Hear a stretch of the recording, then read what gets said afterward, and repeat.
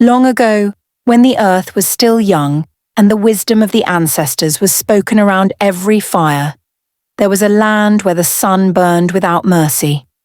The grasses that once danced in the wind had turned brittle.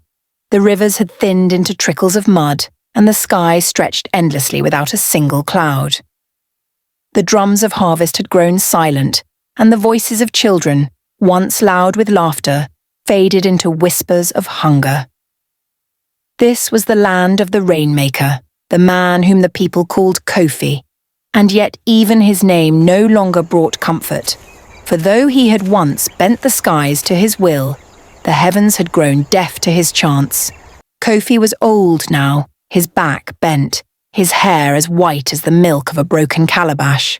Yet, when he walked through the village, the people still bowed, whispering, "There goes the Rainmaker, the one whose voice once called water from the sky."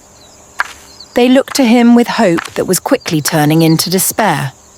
And in the compound of the Rainmaker lived his only son, Tunde, a boy of fire, restless as the Harmattan wind, unyielding as the roots of the baobab. Tunde was nothing like his father. Where Kofi was patient, Tunde was quick-tempered. Where Kofi bowed before tradition, Tunde questioned it with sharp words. He was strong, his arms hardened from climbing palms and hunting small game, but more than strength, he carried within him a fire of rebellion. He could not bear to watch his people wither beneath the merciless sun, while the elders spoke only of prayers and sacrifices. At night, when the village gathered to pour libations to the gods, Tunde would slip away to the hills and glare at the empty sky. "If the heavens will not listen to chants," he would whisper, "then they will hear the sound of my defiance." One evening, the elders gathered beneath the ancient baobab tree, its bark scarred with carvings older than memory. They debated in low tones, their voices heavy. "The drought has lasted too long," said one. "Perhaps the gods have abandoned us." Another shook his head. "It is not the gods. It is the Rainmaker who has lost his gift." At this, Kofi's heart grew heavy, but he said nothing, only lowered his eyes. Tunde, however, was there among the listeners, and anger boiled within him. When he returned home, he confronted his father. "Baba," he said, his voice sharp, "why do you remain silent while they call you powerless? Why do you bow before a sky that mocks you?" Kofi lifted his weary gaze. "My son, the sky is not ours to command. It gives when it chooses, it withholds when it chooses. A man may beg, a man may sing, a man may sacrifice, but he cannot force the heavens. To fight the sky is to invite death." Tunde clenched his fists. "If no one dares, then we are already dead. Better to face the sky and fall than to kneel in dust until hunger takes us." Kofi sighed, his voice carrying the weight of generations. "You are young, Tunde. You have not yet learned that defiance without wisdom is like a fire in dry grass. It burns quickly and leaves nothing behind. The sky is eternal, you are but a moment." But Tunde's heart would not soften. That night, while the moon cast its silver light across the silent land, he crept into his father's shrine. There, resting against the wall, lay the sacred staff of the Rainmaker, carved from the branch of the first baobab, etched with symbols that whispered of thunder and rain. The staff glowed faintly in the moonlight, as if alive. Tunde reached for it with trembling hands, and though the air grew heavy around him, he lifted it, whispering, "If the sky will not hear my father, it will hear me."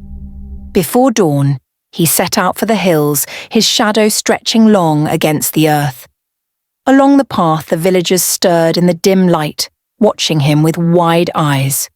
"Where does the Rainmaker's son go with the staff?" they whispered. "What madness drives him?"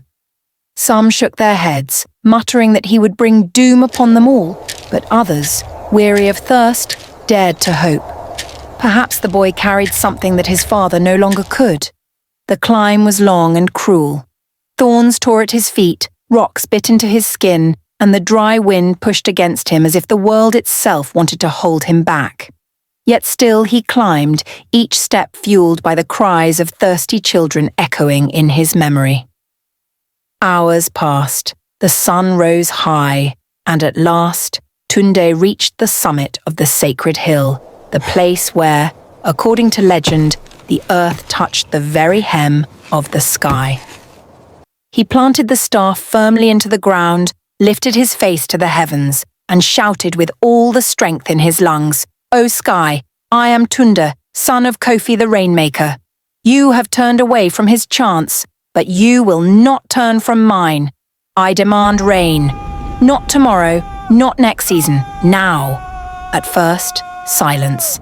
Then, a low rumble, deep and distant, rolled across the heavens like 1,000 drums. The air grew heavy, the wind stilled, and the clouds, thin and pale for so long, began to gather, dark and swollen. Tunde raised the staff higher, his voice unshaken. "Do you hear me, sky? I will not leave until you answer." Suddenly, a blinding bolt of lightning split the earth before him, throwing him back to the ground. From the smoke and fire rose a figure unlike any mortal, tall as the hills, cloaked in storms, with eyes that flashed like thunder. The ground shook with its every step, and when it spoke, the very air trembled. "Who dares summon me with the tongue of arrogance?" the sky boomed. Tunde pushed himself to his feet, gripping the staff though his hands trembled. "I dare. I am Tunde, son of the Rainmaker. For too long you have starved my people. We bow, we sing, we sacrifice, yet you mock us with silence. If respect brings us nothing, then I will fight you with defiance." The sky's laughter rolled like thunder. "Foolish child of dust, do you think yourself greater than the winds that tear mountains apart, greater than the floods that devour kingdoms? You are but a spark, and I am the storm that extinguishes sparks." But Tunde did not bow.